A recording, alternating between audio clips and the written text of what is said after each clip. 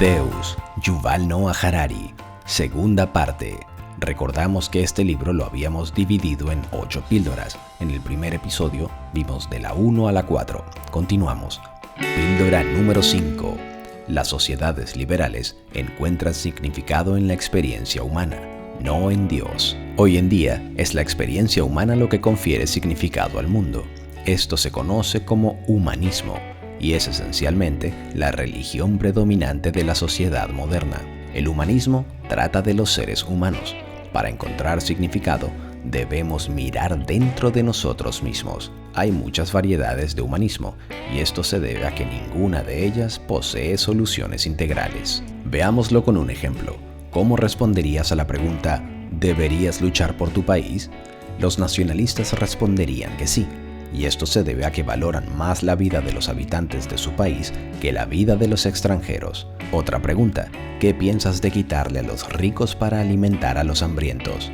Los socialistas responderán que está bien, ya que valoran al colectivo más que al individuo. Por el contrario, los liberales responderán no a ambas preguntas, y eso es porque los liberales afirman valorar toda la experiencia humana por igual. Hoy en día, el liberalismo es la variante dominante del humanismo. Desde principios de la década de 1970, el liberalismo se extendió por todo el mundo.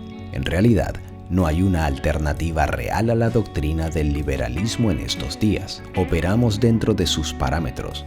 Incluso los llamados movimientos revolucionarios en realidad solo abogan por un mayor liberalismo. Pero frente a tecnologías cada vez más poderosas, ¿podrá sobrevivir el liberalismo? Píldora número 6. La ciencia amenaza el núcleo del liberalismo. Según Harari, la ciencia moderna dice que sabemos muy poco sobre nosotros mismos. Es más, lo que sí sabemos difícilmente apoya los principios del liberalismo. El liberalismo depende de la noción del libre albedrío. Esa es la idea de que las opciones de los individuos no están predeterminadas, sino que se dan libremente. Sin embargo, el libre albedrío es una mera ilusión. Según la neurociencia moderna, las decisiones simplemente son procesos bioquímicos en el cerebro. Así como tampoco existe esa idea fundamental en el liberalismo de que hay un yo verdadero en cada uno de nosotros.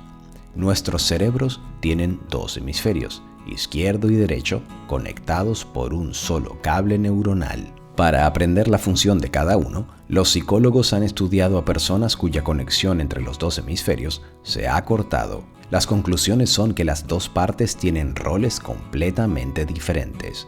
De hecho, se hizo un experimento en el que al hemisferio derecho de un paciente se le mostró una imagen pornográfica haciéndola visible solo para el ojo izquierdo. Al ver la imagen, el paciente soltó una risa avergonzada, pero cuando se le preguntó por qué se había reído, no sabía explicar el porqué. Esto se debe a que el hemisferio izquierdo, que es responsable de las explicaciones racionales, no había visto la imagen. Así que el paciente no podía explicar racionalmente su comportamiento. Por increíble que parezca, esto nos sucede a todos todo el tiempo.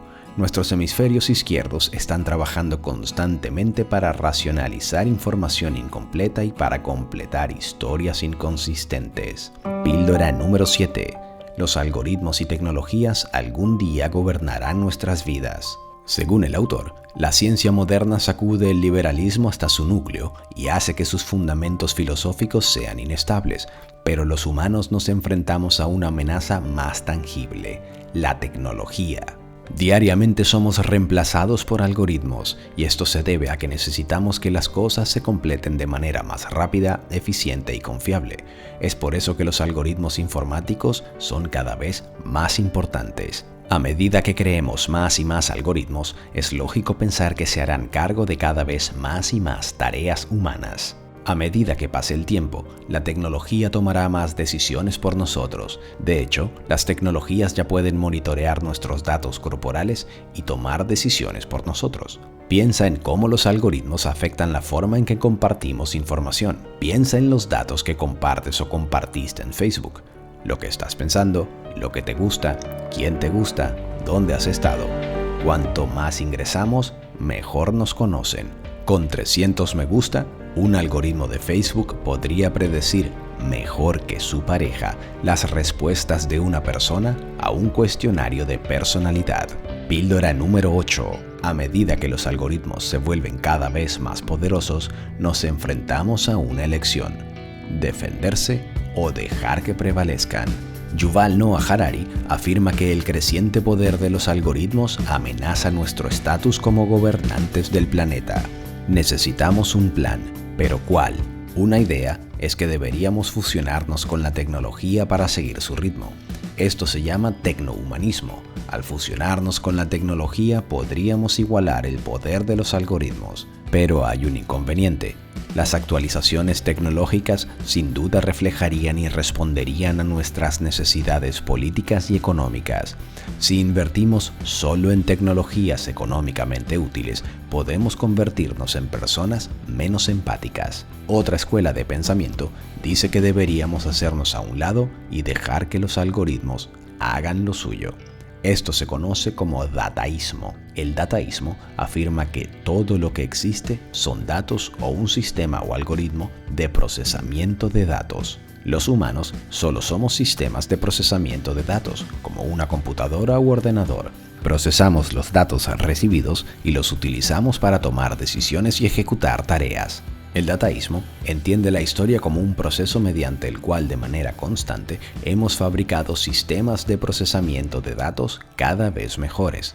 En consecuencia, de acuerdo con el dataísmo, es nuestro deber como humanos construir algoritmos de procesamiento de datos cada vez más eficientes. Esto nos deja con la gran pregunta: ¿qué sucederá cuando los algoritmos se vuelvan mejores que nosotros en la construcción de algoritmos de procesamientos de datos? ¿Tendremos entonces que renunciar a nuestro dominio?